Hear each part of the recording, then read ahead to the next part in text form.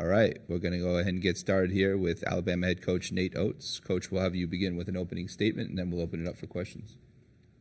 Yeah, our guys are excited. I thought they're good practice, locked in. I mean, North Carolina's one of the best teams in the country, number one seed, deservedly so. They got a lot of talented guys. I mean, we've got our hands full. Our defense is going to have to be a lot better than it's been most of the year. I thought we had a good defensive game against Grand Canyon. Our offense wasn't very good. We're going to need both of them together, playing well to be able to beat North Carolina. But I do like where our guys' heads are at. Luttrell's being reevaluated by the medical staff every day, and he's basically on a day-to-day basis now. So I'm not sure if he'll be available or not until they let us know tomorrow. So other than him, we're healthy. Obviously, and Davin's out. But, you know, I think our guys are locked in. It should be a fun game. North Carolina likes to get up and down the floor, as do we, so it's going to be a pretty fast-paced game. I would think we're going to have to do a good job on Baycott. You know, we've played some of the best bigs in the country, so we've had some experience. You know, we played Edie, Ballo, Kalkbrenner back-to-back, played P.J. Hall, Clemson, played, you know, Tolu Smith at Mississippi State. I think, you know, we've played some of these bigger guys. Some we've guarded better than others, but we're going to have a plan for Baycott. And then obviously R.J. Davis is one of the best scorers in the country. You know, him and Sears, I think, are 11th and 13th. They're like right there together, and he's super talented. So you can't just have a game plan for Baycott. You got a plan for Davis. Cormac Ryan hit 7 threes against us. He was 7 of 9 from 3 in the tournament against us when he's at Notre Dame. Ingram just went 5 of 6 from 3 last game. So they've got multiple guys that can shoot it, score it inside. That's why they're number one seed. So we've got our hands full. We know it, but I think our guys are locked in and ready to go. All right, we'll begin here in the second row. The AP. Oh, sorry. We'll move to the first row. Nick Kelly, Tuscaloosa News. Nate Diabate, I should say, had some really good minutes for you guys last game. Essentially, has he earned more playing time, or what do you think of the minutes he's done so far for you guys? Yeah, no, he has. I mean, he's been tough, physical. His attitude's been great. You know, we always know if we put him in, we can get some toughness. So we got to find a way to get him some minutes. We like to have shooting on the floor, and that's not one of his strong suits. He was shooting it well in practice today, but, you know, he's easier to pair with, like, Grant at the 5 maybe when you get, you know, then you still only have, like, one non-shooter on the floor. But, no, like his toughness, physicality, just kind of his will to win, you know. Like, yeah, he's probably earned some more minutes, but he's got to figure out ways to get them. And you know, based on how Reitzel is, and, you know, Reitzel's been cleared to play before and then not been able to play that many minutes. So based on Reitzel, even if he can play, if he doesn't play that many minutes, there's going to be some minutes available for Mo to be able to pick up. We'll go next to the third row. Hey, Ryan Hennessy, NBC 13 in Birmingham. 2, if I could. First one, today was the day 5 years ago that you were announced officially as the head coach of Alabama. To look back and just kind of talk about your 5 years and how special it's been, obviously the contract extension, and what's this meant to not just you but your family. And didn't even realize that March 27th it was, huh? You were announced that day, and then you were introduced the day after, I believe. 1 week after my oldest daughter's birthday. She didn't like wasn't a very good birthday present for her to move her from Buffalo to Alabama, but it's turned out to be pretty good. She loves in Alabama now. Lexi's a sophomore at the university. We, you know, Lexi and Jossie will be here for the game tomorrow. We've come to love Alabama, and I think we've gotten the program turned around.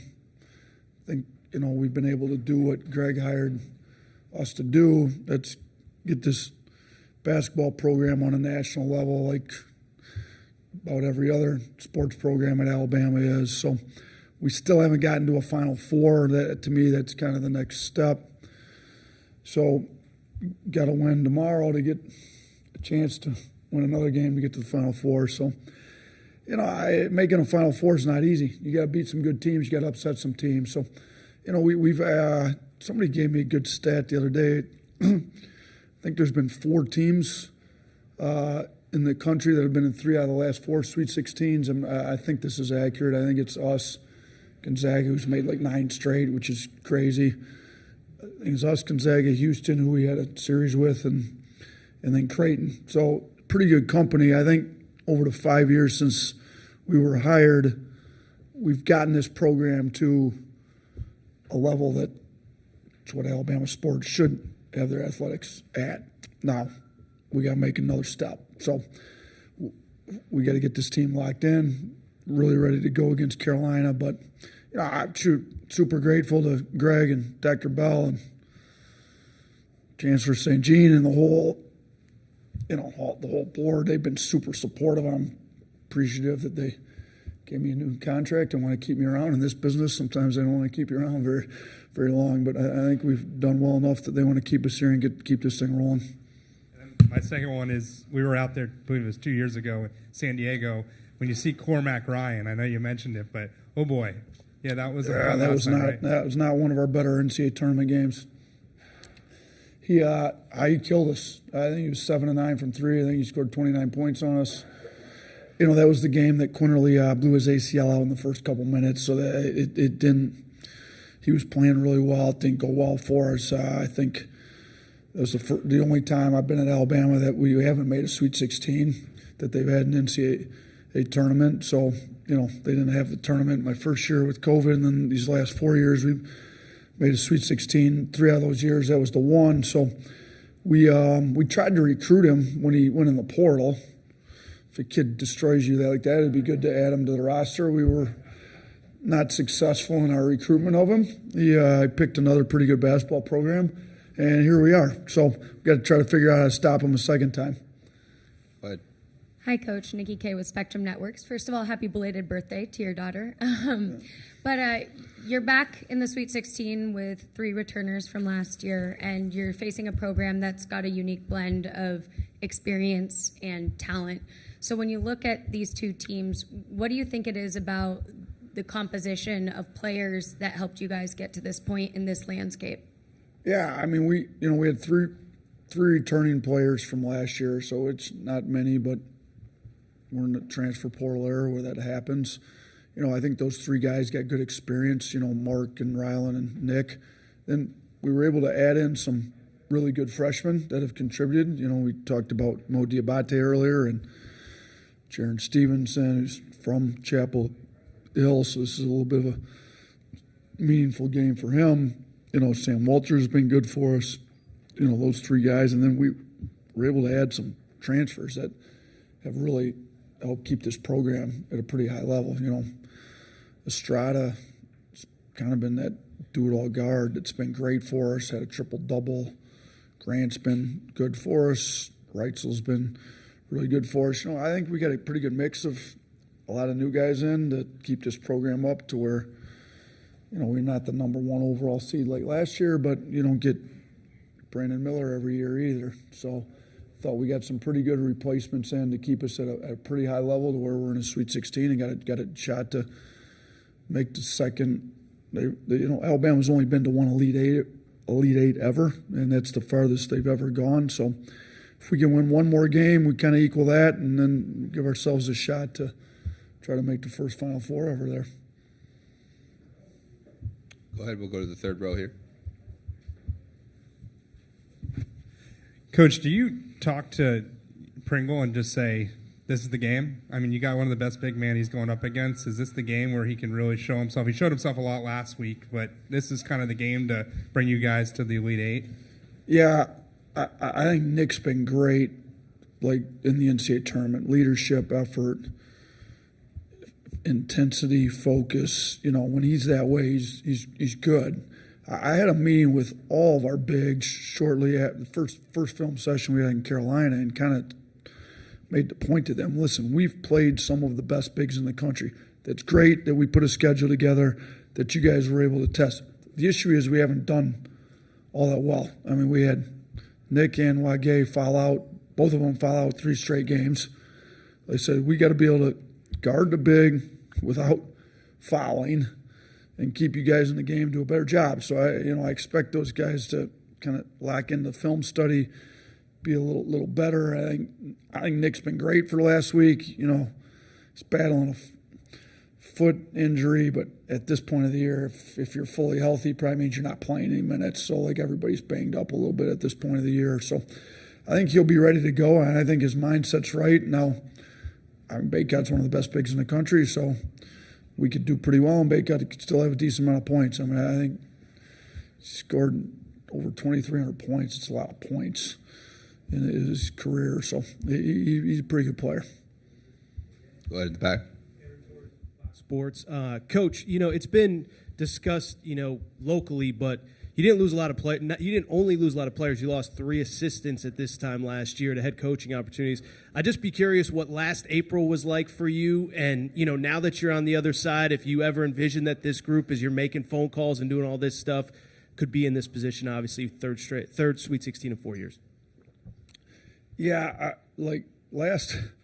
It was great in some regards because you get to see your 3 assistants that have been with you for 4 years get the opportunity to go be their own head coach, which is why, kind of the ultimate goal of assistants. So you're really close to Brian, Charlie, and Antoine. They've kind of been in the wars with you for 4 years, and now they get to run their own program. So super happy for them. But, maybe not all at the same time. So, if it comes up, we're the number 1 team in the country, so that helped. So, we've got a saying there: when the tide rises, all the boats rise. We use it with the players, trying to get them to realize when you win, you all get taken care of. But it applies to the staff too. So, while I was really happy, it did cause some stress.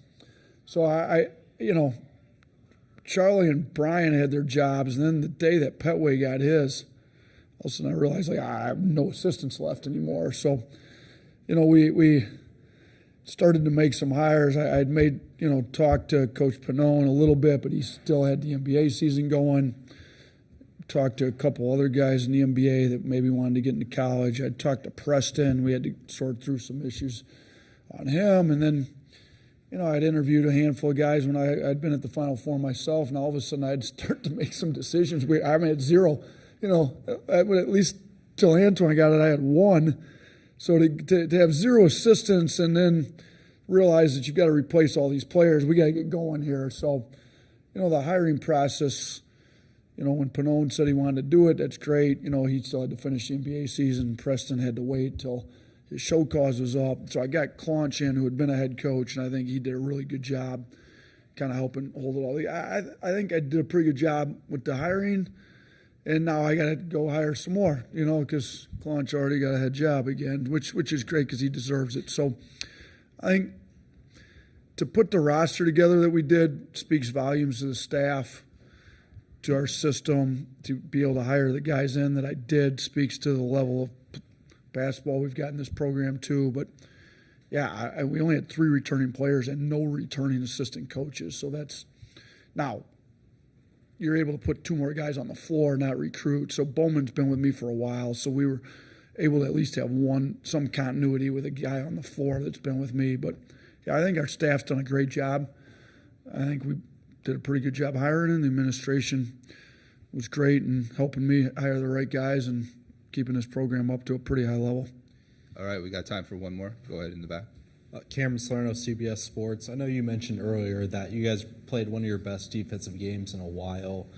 How do you guys balance that and maintain that level of defensive intensity while also, maintain the top scoring offense in the country as well? Yeah, I told them we don't have to forget about offense when we play great defense. You can put both together. So the Grand Canyon game, I've had people compare it to a rugby contest, football contest. It got a little rough, physical. I like the fact that our guys matched their physicality and we stayed in it and didn't quit and showed a lot of character. But, yeah, it'd be nice if our offense, to take care of the ball and make shots like we've been. So we're going to need both. I think I honestly, in the past, have felt like when we've played our best defensive games, with other teams, even this team, then you can get out and transition more when you're getting stopped. So a great defense should help your offense in theory. Now, again, when it was as physical as it was and, guys had to get used to the officiating and what was going to be called, what wasn't going to be called. That might have had some effect on the offense. I think North Carolina is a pretty physical team, though, too, which, they've got a pretty good defense. So, we've got to get our offense back. We know that. We're not going to be able to hold Carolina to 60 points. It's not really who we are, and that's definitely not who they are. So, we're going to have to get an offense that's clicking like the number one offense in the country in order to have a chance to win this game. So we've made that point. We're putting a little more time in on our offensive side, trying to figure out how to attack them. Now, they're not easy to figure out how to attack because they've got really good rim protection. They got good guards. They've got smart players. They're good. But we are putting some time in on our offensive side of the ball, too. All right. Thanks, Coach. All right. We will now welcome to the stage Alabama student athletes Mark Sears, Jarin Stevenson, and Nick Pringle. We will go ahead and open it up for questions at this time. A reminder to state your name and affiliation. Do we have any questions for the student athletes? Go ahead there in the fourth row. For Nick, just one of the best bigs you're going to be going up against. Do you feel like you're ready to rise to the challenge tomorrow on a national stage? Yes, most definitely. I feel like our coaching staff, they put a lot of work and time into, getting us prepared for moments like this. We played a lot of games, to prepare us for this moment. 6 of these teams, we lost to previous in the season. So I feel like, getting back to that and, watching film, having more intent, and getting better and mentally tougher, and that eventually help us, with our end goal. We'll go next right here, first row. Yeah, this one's for Mark and for Nick. You guys were both around last season for the quadruple overtime game against North Carolina. Just what do you both of you guys remember about just kind of going through that game and just kind of the energy needed and just everything like that? What do you remember about last year's game? That game right there was a war, man. 4 overtimes. After the first 2 overtimes, it was like, man, when this thing go in? But it was definitely a fun matchup, especially from most of the same players being on the team we're going to go against, so we're looking forward for that matchup, and it's going to be a really fun game. Yeah, I would probably say that was definitely one of the longest games that I've been a part of. I didn't necessarily play that much that game, but, I had a role where I had to, bring energy and, talk up players and, make sure everybody was locked in for the right moment. We'll go next to the fourth row. Go ahead. So it's for Mark. When you guys are on the national stage, thousands of people are watching you. They're also watching and learn about your family. There was a thing with your mom. She shoots the free throw with you. What has it been like for your family, that experience, and her being on the national stage as well? They just soaking it all in. My mom, she's very energetic. She has a lot of passion for the game. It's just a blessing for her to be able to see the outcome of her being so supportive of me throughout the years. We'll go next to the back. Get a mic over to you. Joe Reedy, Associated Press. If Latrell's not able to play tomorrow, just how much does that affect the starting lineup and what you guys do? I honestly think, Latrell will be fine. I think, we'll still have, a great game plan. If he plays or not, I think he will definitely play. But I think we still have a great game plan. We have a lot of great players. We got a lot of great coaches that can make adjustments and be able to make it happen.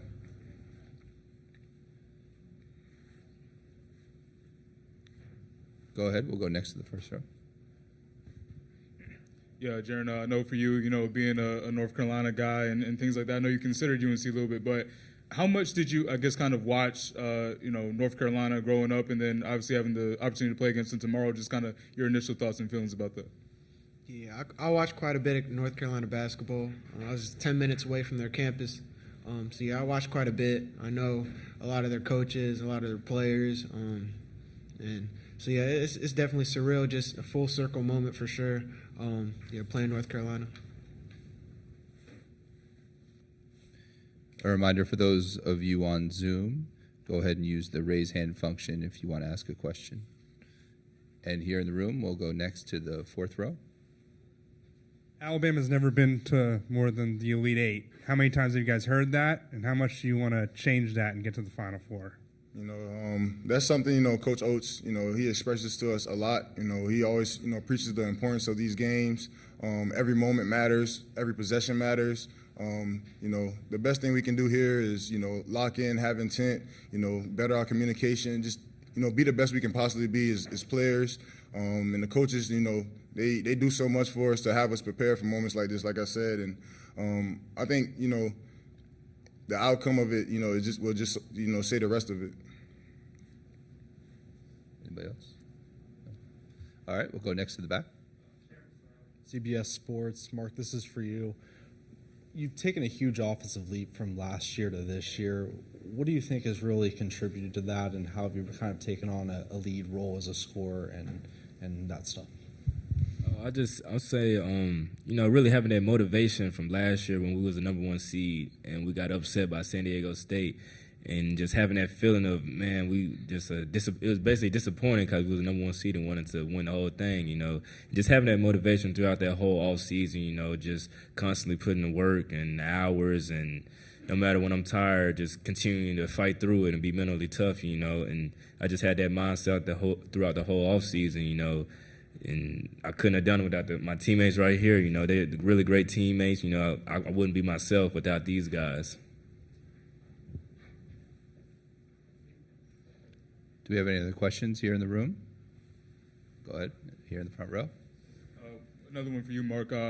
Looking at kind of R.J. Davis and, obviously, the season he's having this year, when you look at him on film, what do you kind of identify as, some of the things that, makes him, either, difficult to guard, and just what kind of allows him, from your vantage point, to be successful on the court? I say he's a great player. He's a really great shot maker, tough shot maker. That's something that he's really great at.